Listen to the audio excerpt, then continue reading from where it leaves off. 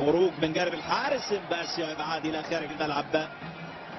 رمي التماس ملعوبه سريعه جول يا سلام يا اثر خطا كبير من جانب الحارس امباسي ومن جانب المدافعين. ادي رميه التماس وعلى طول في المرمى. يا سلام يا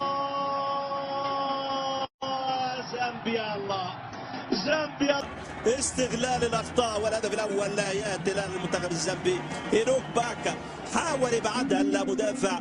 يا سلام يا سلام على هذا الهدف، روعه الهدف. استغير التي ضربت خط دفاع منتخب زامبيا لم يكن متسلل. باكامبو يا سلام يا سلام يا سلام. مهاجم بن مالانجو مهاجم السابق لنادي الشرقة الامارات. جميله التمريره وهذه محاوله للتعادل القويه وهدف ياتي الان من لاعب برينتفورد يوان ويسا.